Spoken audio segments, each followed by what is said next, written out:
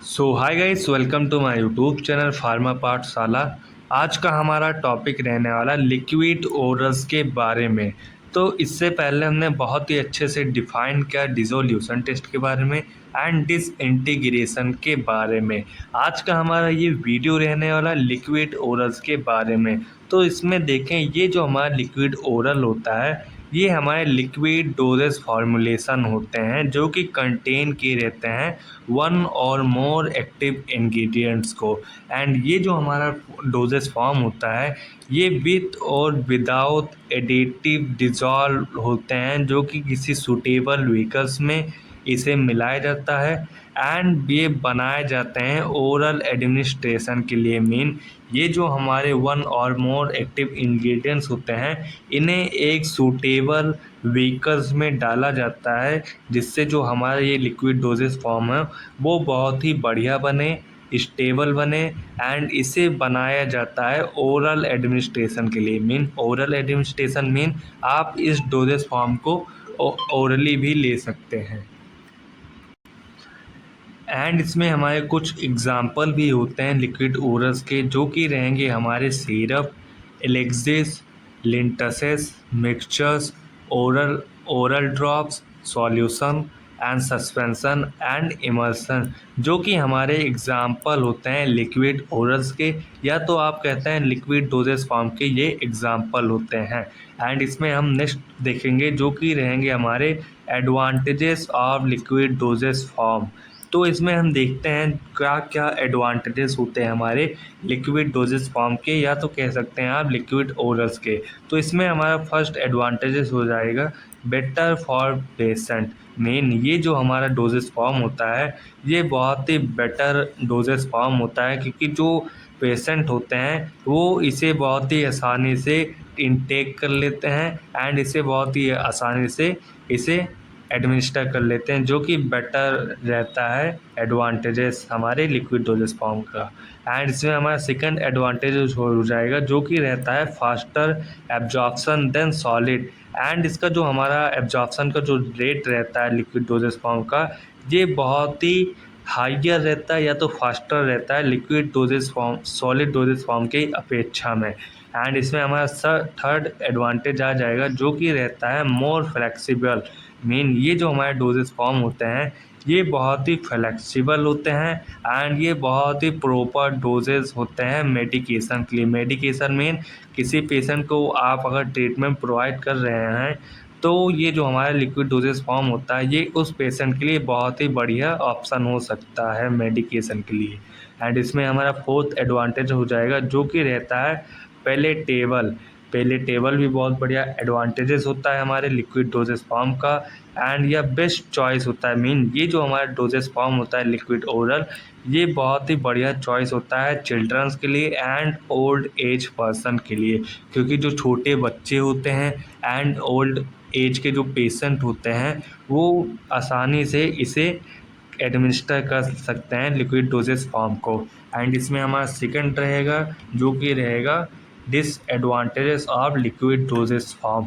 तो इसमें हमारा डिसएडवांटेजेस में फर्स्ट डिसएडवांटेज आएगा जो कि रहेगा shorter life than other dosage form. Main इसका जो लाइफ होता है या तो कह सकते हैं जो एक्सपायरी होता है वो बहुत ही ज़्यादा रहता है as per compare to other dosage form के अपेक्षा में, क्योंकि जो मान लीजिए जो सॉलिड डोजेस फॉर्म होते हैं वो बहुत ही ज़्यादा स्टेबल होते हैं एंड उसे बहुत ही लंबे समय तक उसका सेल्फ लाइफ बढ़ाया जा सकता है। लेकिन जो लिक्विड डोजेस फॉर्म होता है इसका जो सेल्फ लाइफ होता है वो बहुत ही कम होता है एंड ये बहुत ही जल्दी ख़राब भी हो जाते हैं। एंड इसमें हमारा सेकंड डिसएडवांटेज रहता है जो कि रहेगा हार्डर द मेजर एक्यूरेसी। इसका जो मेज़र करते हैं जो लिक्विड डोजेस फॉर्म का उसे मेज़र करना इसकी एक्यूरेसी को बहुत ही हार्ड हो जाता है।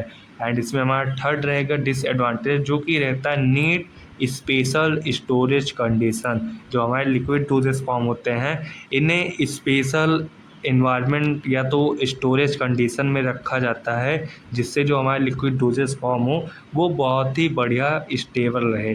एंड ये जो हमारे लिक्विड डोजेस फॉर्म होते हैं ये लेस स्टेबल भी होते हैं, क्योंकि कुछ समय क्या होता है जब हम इसे बहुत ही बढ़िया स्टोरेज कंडीशन नहीं प्रोवाइड कर पाते लिक्विड डोजेस फॉर्म को, तो ये बहुत ही जल्दी लेस स्टेबल हो जाता है एंड ये बहुत ही ईजली अफेक्टेड हो जाता है बाय माइक्रो ऑर्गेनिज्म के द्वारा, जो कि डिसएडवांटेजेस होता है। एंड इसका जो बल्कीनेस होता है ये कहीं भी हम कैरी कर सकते हैं। एंड जो हमारा लास्ट डिसएडवांटेज रहता है जो कि रहेगा easy to loss by breakage of the container, क्योंकि जो हमारे ये लिक्विड डोजेस फॉर्म के जो कंटेनर होते हैं ये बहुत ही जल्दी डैमेज हो जाते हैं, जिससे क्या होता है जो हमारे लिक्विड डोजेस फॉर्म जो कंटेनर के अंदर पैक रहते हैं वो बहने लगते हैं, जो कि लिक्विड के फॉर्म में रहते हैं, जिसके लॉस होने लगता है। इसमें हमारा नेक्स्ट टॉपिक हो जाएगा जो कि है हमारा formulation and manufacturing of syrup. ये जो हमारे टॉपिक हैं ये एग्ज़ाम के पॉइंट ऑफ व्यू से बहुत ही इम्पॉर्टेंट टॉपिक हैं, जो कि हर साल फॉर्मुलेशन कॉन्सिडरेशन ऑफ सिरप के नाम से एवरी ईयर क्वेश्चन पूछे ही जाते हैं, जो कि आप प्रीवियस ईयर क्वेश्चन में आप इसे देख सकते हैं। सो इसमें हम स्टार्ट करें। ये जो हमारा formulation and manufacturing of syrup होता है ये इन्वॉल्व करता है कुछ कॉन्सिडरेशन को इन्वॉल्व करता है, जो कि सेवरल फैक्टर होंगे हमारे। स्टेबिलिटी रहता है, पैलेटेबल रहता है एंड इफ़ेक्टिव प्रोडक्ट मीन ये जो हमारे फॉर्मुलेशन बनाए जाते हैं सिरप का, इन्हें हमें बहुत ही केयरफुली कुछ कंसिडरेशन पॉइंट को ध्यान रखना रहता है कि जो हमारे ये प्रोडक्ट बन रहे हैं वो बहुत ही स्टेबल बने, पैलेटेबल बने एंड इफ़ेक्टिव प्रोडक्ट बने। एंड जी इसका सिलेक्शन इस प्रकार से भी किया जा सकता है जो हम इसमें इंग्रेडिएंट यूज़ कर रहे हैं वो बहुत ही बढ़िया क्वालिटी का रहे, इसीलिए हम इसे पहले तो आइडेंटिफाई करते हैं कि हमारे जो इंग्रेडिएंट हैं वो बहुत ही बढ़िया क्वालिटी के रहे हैं, जिससे जो हमारा प्रोडक्ट है वो बहुत ही बढ़िया बने। एंड जो हमारा ये सिरप बनाया जाता है इसके लिए हमें फर्स्टली तो सिलेक्शन करना रहता है अप्रोप्रिएट इंग्रेडिएंट्स को, ऑप्टिमाइजिंग सॉल्युबिलिटी को, स्टेबिलिटी को एंड अचीविंग जिससे हमें मिल सके डिज़ायर विस्कोसिटी मीन थिकनेस, उसका जो हमारा लिक्विड का जो थिकनेस रहता है वो बढ़िया थिकनेस हमें मिल सके। एंड इस सिरप में हम स्वीटनेस का भी उपयोग करते हैं। प्रॉपर मिक्सिंग होनी चाहिए सिरप को बनाने के लिए, फिलिंग होनी चाहिए बढ़िया से एंड पैकेजिंग भी होनी चाहिए बहुत ही बढ़िया से हमारी सिरप का, जिससे जो हमारा सिरप हो वो बहुत ही बढ़िया देखने में अट्रैक्टिव दिखे। एंड हमारा मेन फोकस ये रहता है कि हम जो सिरप बना रहे हैं वो बहुत ही स्टेबल बने, इफ़ेक्टिव बने एंड सेफ बने। एंड इसमें हम नेक्स्ट देखेंगे फॉर्मुलेशन कॉन्सिडरेशन ऑफ सिरप के बारे में कि कौन कौन से हमारे फॉर्मुलेशन कॉन्सिडरेशन हो सकते हैं। तो इसमें हमारा फॉर्मुलेशन कॉन्सिडरेशन में आ जाएगा, फर्स्ट रहेगा सॉल्युबिलिटी। तो ये जो हमारा सॉल्युबिलिटी होता है ये सॉल्युबिलिटी हमारे एक्टिव इंग्रेडिएंट होते हैं एंड अदर एक्सिपिएंट होते हैं जिन्हें हमें चूज़न करना पड़ता है सॉल्वेंट में। सॉल्वेंट में हम यूजली लेते हैं वाटर मीन वाटर जो होता है ये हमारा सॉल्वेंट होता है एंड सॉल्यूट जो होता है ये होता है हमारा एक्टिव इंग्रेडिएंट होता है। ये जो हमारे एक्टिव इंग्रेडिएंट एंड अदर जो एक्सिपिएंट होते हैं ये हमारे सॉल्वेंट में या तो कह सकते हैं वाटर में डाला जाता है, जिससे जो हमारा सॉल्युबिलिटी हो वो बहुत ही बढ़िया हो सके। एंड ये जो हमारा सॉल्युबिलिटी होता है ये डिपेंड करता है कुछ फैक्टर्स पर, जैसे पीएच पर, टेम्परेचर एंड प्रेजेंस ऑफ को सॉल्वेंट्स कैन भी इम्पैक्ट सॉल्युबिलिटी मीन ये जो हमारे फैक्टर होते हैं ये एक प्रकार से अफेक्ट कर सकते हैं हमारे सॉल्युबिलिटी को, जो कि हमारे हैं ये पूरे फैक्टर्स, जो कि आप इसे और भी अच्छे से डिस्क्राइब करके भी पढ़ सकते हैं। एंड इसमें हमारा सेकंड रहता है फॉर्मुलेशन कंसीडरेशन, जिसमें रहेगा हमारा स्टेबिलिटी में देखें जो हमारा सिरप होता है ये मस्ट बी स्टेबल होना चाहिए, क्योंकि जब ये स्टेबल रहेगा, बहुत ज़्यादा स्टेबल रहेगा, ओवर स्टेबल रहेगा तो इसका जो सेल्फ लाइफ रहेगा वो बहुत ही ज़्यादा रहेगा। इसके लिए हमारा जो एक्टिव इंग्रेडिएंट होना चाहिए वो किसी प्रकार का डिग्रेड नहीं होना चाहिए या तो प्रेसिपिटेट नहीं होना चाहिए, जिससे क्या होता है जब ये प्रेसिपिटेट हो जाएगा एंड डिग्रेड जब हो जाता है तो हमारा जो सॉल्यूशन का जो स्टेबिलिटी होता है वो बहुत ही कम हो जाता है। इसीलिए हमें ध्यान रखकर एक्टिव इंग्रेडिएंट को चुनना है।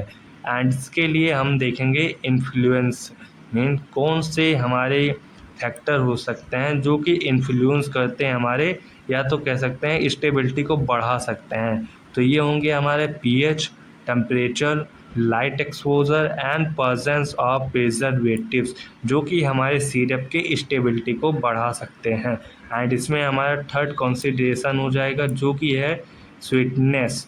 स्वीटनेस जो होता है ये हमारे सुक्रोज होते हैं। सुक्रोज एक प्रकार से आप चीनी भी कह सकते हैं, जिसका उपयोग किया जाता है स्वीटनेस के रूप में, क्योंकि जो हमारा स्वीटनेस होता है ये एक प्रकार से टेस्ट प्रोवाइड करता है हमारे सिरप को या किसी भी प्रकार के डोजेस फॉर्म को, जिससे पेशेंट को आसानी होती है उसे एडमिनिस्टर करने के लिए।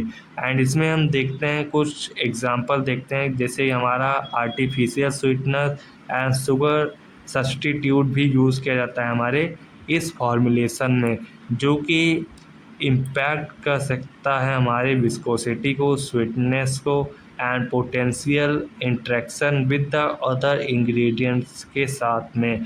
मेन इसका ये चॉइस करना रहता है हमें कि हमें ऐसे स्वीटनर्स को चूज़ करना रहेगा जिससे जो हमारा ये स्वीटनर हो किसी और एक्टिव इंग्रेडिएंट के साथ में रिएक्शन ना करे या तो इंट्रैक्शन ना बनाए कि जिससे जो हमारा ये फॉर्मुलेशन हो वो ख़राब हो सके।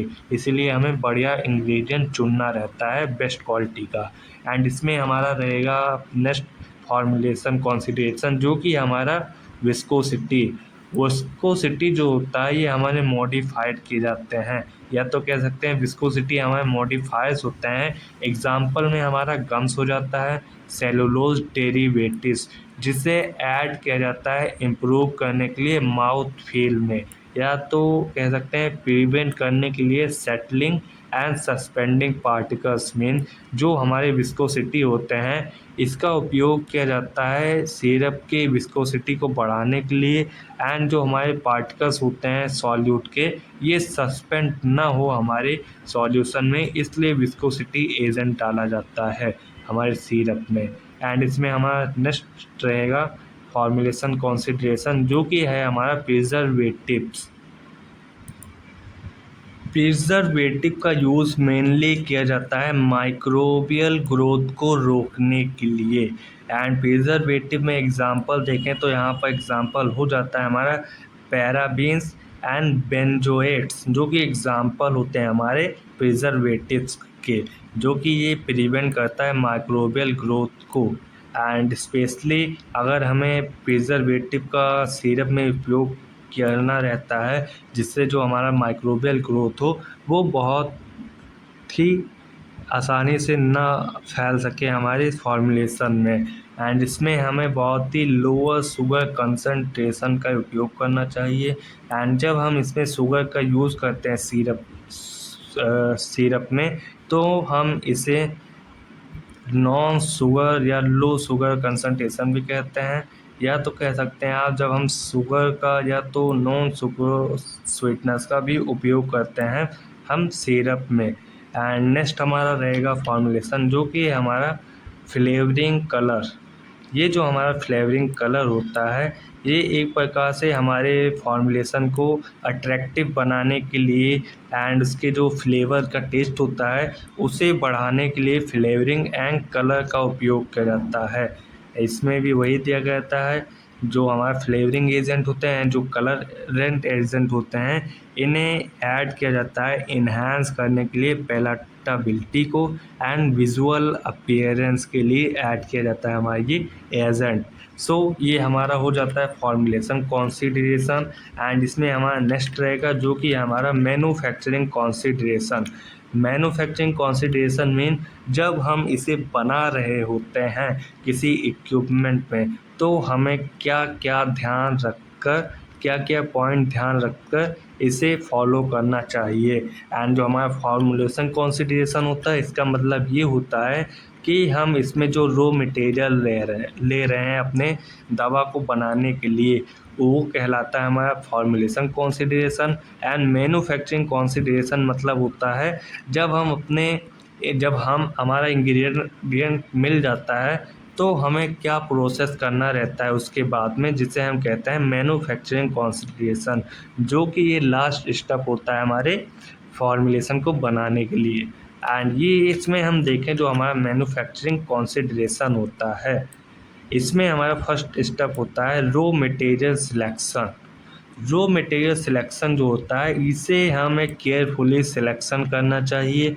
एंड इसमें हमें यूज़ करना चाहिए high quality raw material, essential होता है। एंड इसकी जो इंश्योरिंग करना रहता है प्रोडक्ट के कंसिस्टेंसी को एंड क्वालिटी को। मेन इसमें जो हम रॉ मटेरियल यूज़ करते हैं वो बहुत ही हाई क्वालिटी का रॉ मटेरियल होनी चाहिए। एंड इसका जो वो होता है क्वालिटी वो बहुत ही बढ़िया होना चाहिए। एंड इसमें हमारा सेकंड कंसिडरेशन रहता है जो कि रहता है मिक्सिंग एंड डिज़ोल्विंग। इसमें क्या होता है, जो इसमें हमारा इंग्रेडिएंट दिया जाता है वो बहुत ही बढ़िया से मिक्स होना चाहिए एंड डिज़ोल्व होना चाहिए हमारे सॉल्यूशन में। एंड जो हमारा सॉल्यूशन बनता है आफ्टर मिक्सिंग के बाद वो बनना चाहिए homogeneous solution. Homogeneous solution mean जब हम सोल्यूट एंड सॉल्वेंट को आपस में बहुत ही अच्छे से मिलाते हैं तो वो कहलाता है हमारा होमोजीनियस सॉल्यूशन। एग्जाम्पल में आप कह सकते हैं चीनी को जब आप वाटर में मिलाते हैं बहुत ही अच्छे से तो हमारा जो चीनी होता है वो बहुत ही अच्छे से सॉल्यूबल हो जाता है हमारे वाटर में, तो उस सॉल्यूशन को हम कहते हैं होमोजीनियस सॉल्यूशन। एंड जब हम इसे होमोजीनियस अगर हमें सॉल्यूशन बनाना रहता है तो हम इसमें हीटिंग भी प्रोवाइड कर सकते हैं, जिससे जो हमारा शुगर हो वो बहुत ही बढ़िया से डिज़ोल्व हो जाए। या तो आप अदर हीट सेंसिटिव इंग्रेडिएंट भी यूज़ कर सकते हैं, जिससे जो हमारे ये इंग्रेडिएंट हो वो बहुत ही अच्छे से मिक्स हो जाए हमारे सॉल्यूशन में। एंड इसमें हमारा नेक्स्ट रहेगा कंसीडरेशन जो कि है हमारा फिल्ट्रेशन। ये जो हमारा फिल्ट्रेशन होता है ये बहुत ही नेसेसरी होता है।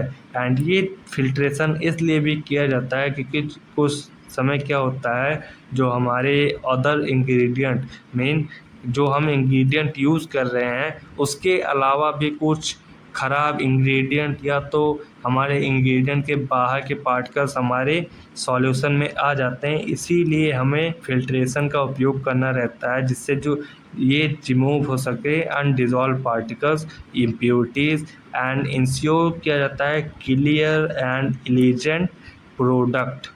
मेन फिल्ट्रेशन का उपयोग इसलिए भी किया जाता है जिससे जो हमारा अनडिज़ोल्व मीन जो हमारे पार्टिकल सॉल्यूशन में ना डिज़ोल्व हो वो उन्हें निकाला जा सके, इसलिए भी फिल्ट्रेशन का उपयोग किया जाता है। एंड इसमें हमारा नेक्स्ट रहेगा कंसिडरेशन जो कि है फिलिंग एंड पैकिंग।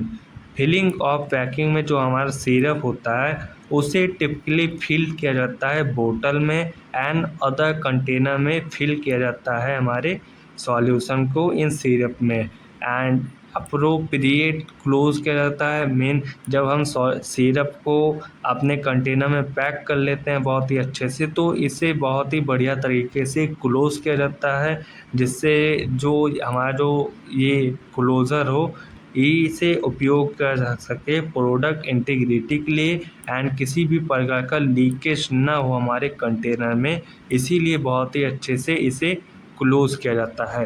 एंड इसमें हमारा नेक्स्ट रहेगा कंसिडरेशन जो कि है इक्विपमेंट।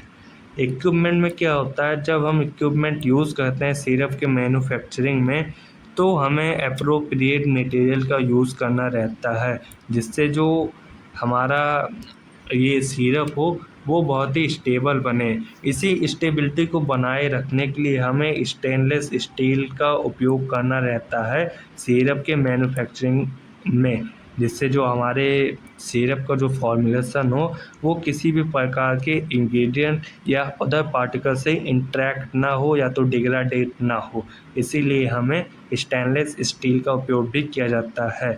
एंड इसमें हमारा लास्ट रहेगा जो कि है हमारा कंसिडरेशन का लास्ट पार्ट जो कि है क्वालिटी कंट्रोल। क्वालिटी कंट्रोल क्या होता है ये तो आप जानते होंगे। जो क्वालिटी कंट्रोल का डिपार्टमेंट होता है हमारे फार्मास्यूटिकल इंडस्ट्री में, वो बहुत ही मेन पार्ट होता है जो कि कंट्रोल किया जाता है आफ्टर मैन्युफैक्चरिंग के बाद, या तो कह सकते हैं जब हमारा फार्मास्यूटिकल प्रोडक्ट बन जाता है तो उसके बाद क्वालिटी को कंट्रोल किया जाता है, या तो क्वालिटी के को चेक किया जाता है आफ्टर फाइनल प्रोडक्ट के बाद।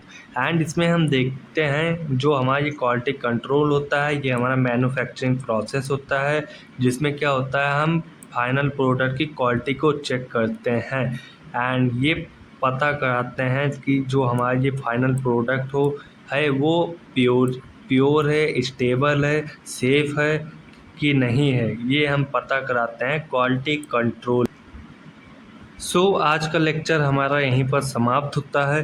नेक्स्ट वीडियो में हम देखेंगे इवोल्यूशन ऑफ लिक्विड ओरल्स के बारे में।